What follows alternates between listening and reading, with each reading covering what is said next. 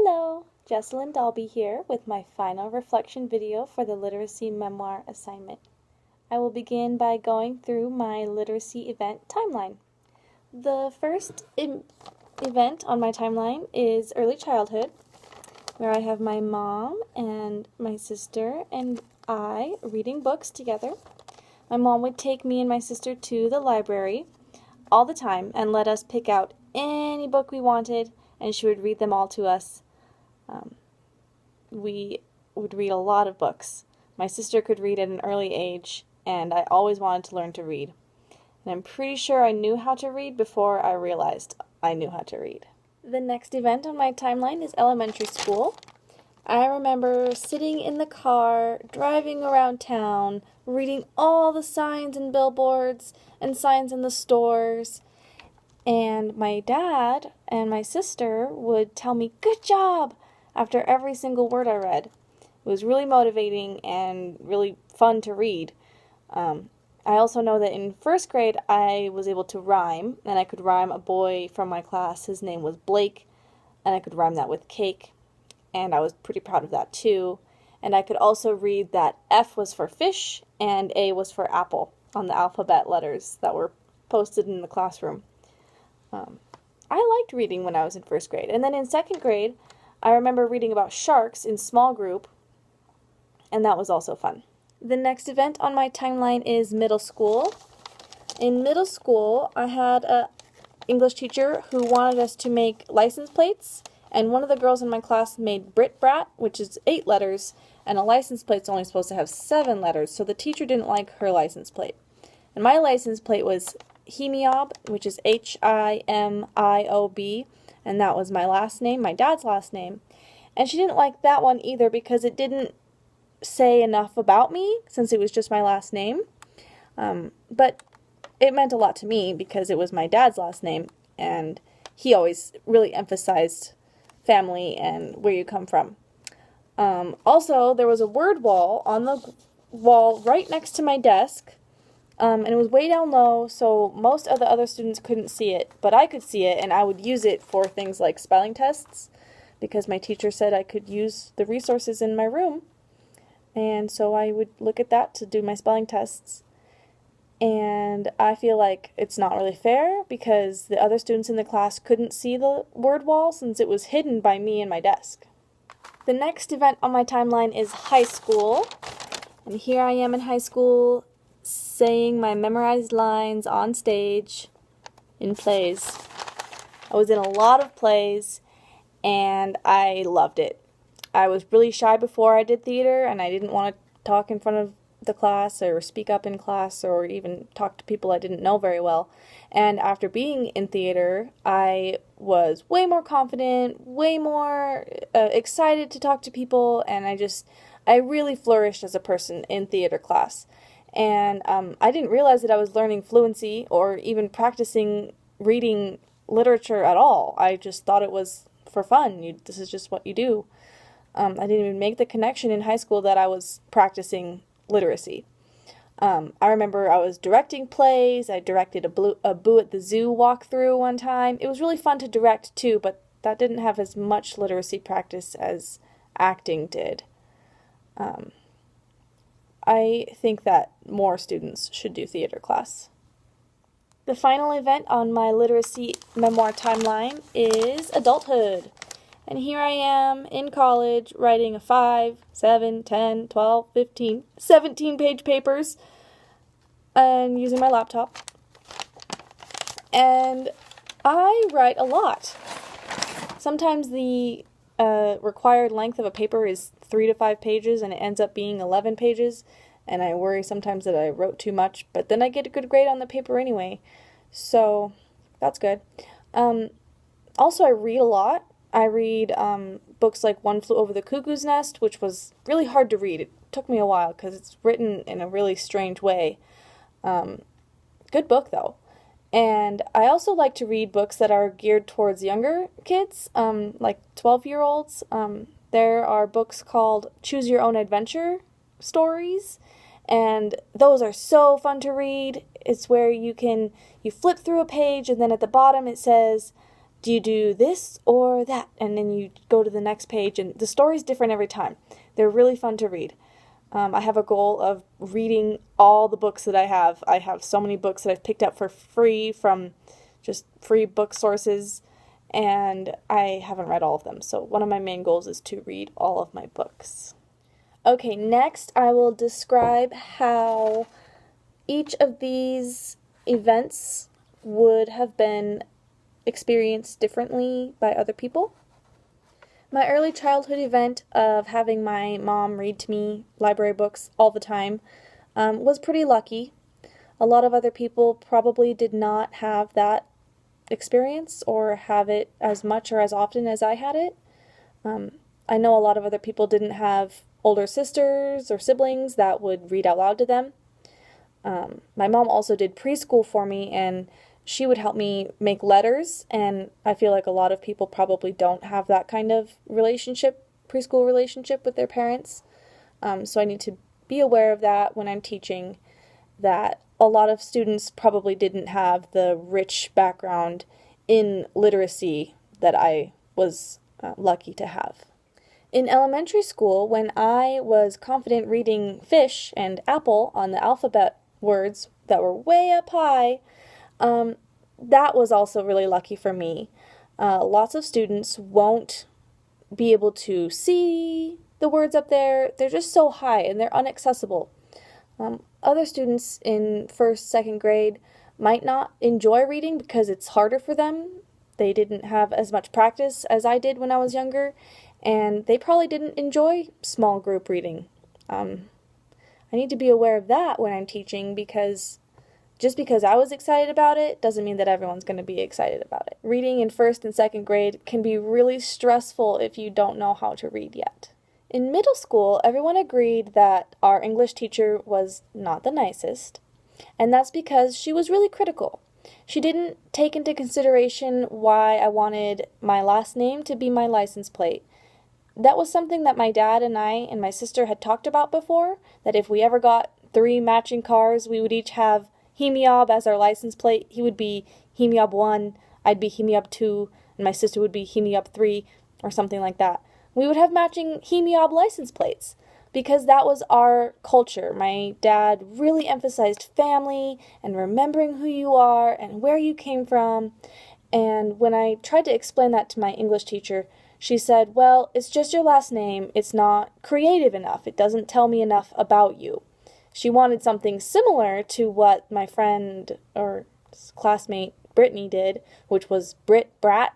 Even though that was the wrong amount of letters, she said that that was more along the lines of what she was looking for, because it was more of like describing her personality.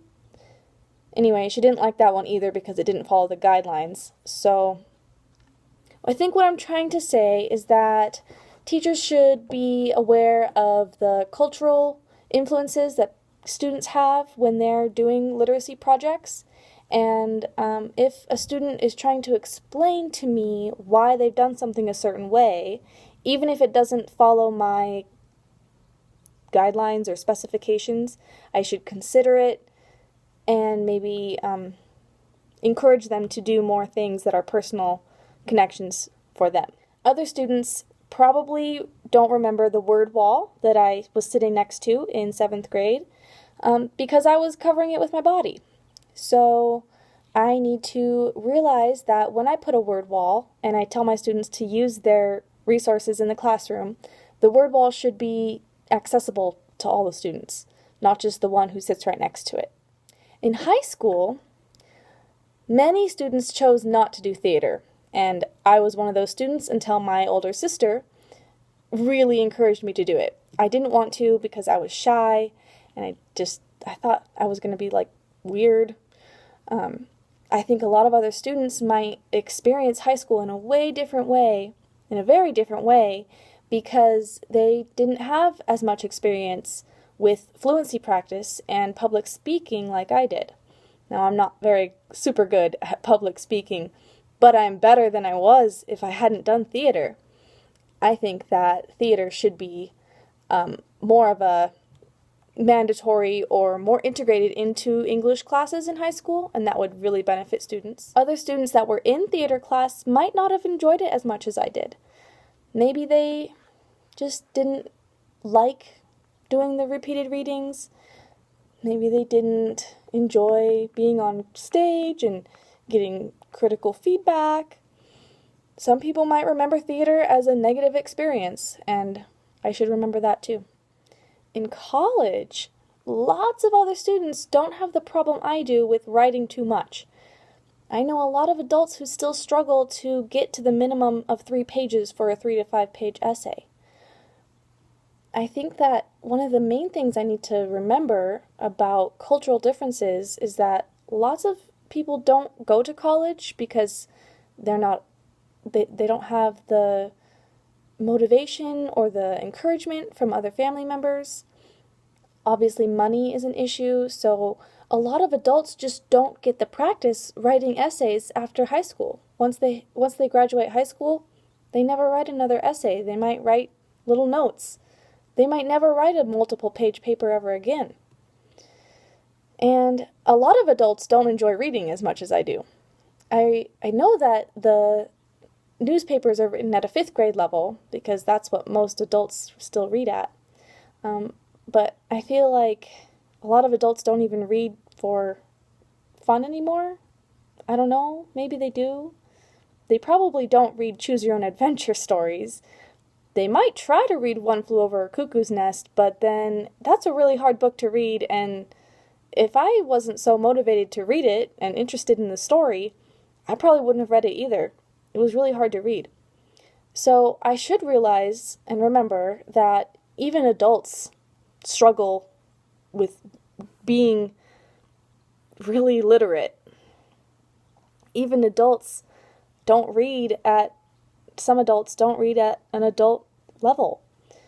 And that could be because of their experiences in school, or because of interest, or time, or just because life gets ahead of them and they just don't have time to read for fun. I don't know. What I do know is that I will definitely be using word walls,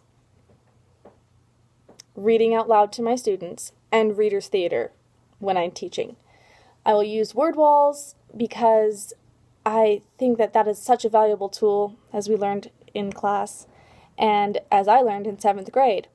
I'm definitely going to make my word walls interactive, low to the students' level, but not hidden by other students like mine was, like I was hiding in 7th grade. I was hiding the word wall. The reading out loud to students I will do every day, at least once a day, hopefully more than once a day, for every grade student I teach. Even if I'm teaching 5th grade, 6th grade, they might say, "Why are you reading out loud to us?" And I will just tell them that it's beneficial for them, it's fun, it's relaxing. Especially with kindergarten, 1st grade, those younger grades, I will definitely read to them out loud so many times per day, mostly because they probably didn't have, or a lot of them might not have had the experience I did of my mom reading out loud to me all the time. It's also interesting that we learned about the vocabulary differences, how some children have thousands more words thrown at them each day in households where the parents and guardians talk to them a lot. And some students have thousands less words spoken to them in households where their adults don't speak to them as much. So reading out loud to students will try to help give more words to the students who don't get them as much. And finally, reader's theater. So, of course, I loved theater in high school, and I loved doing the reader's theater for the 2nd graders at Newman. And I believe that if I do reader's theater with any age group, yes, probably even kindergarten if some of them can read, like I could in kindergarten. Maybe we can do reader's theater with little pictures. We can do like a couple words, a couple sight words, and then a picture, and then, you read across with like word, picture. Oh, that would be really fun. So, reader's theater will definitely help all my students of every age to be more confident, help with their literacy, help with their phonics skills, help with vocabulary, and it can help bring in a more personal story to their reading and literacy development. In closing, I will explain the main things that I learned about myself as a teacher, right here on my sticky note.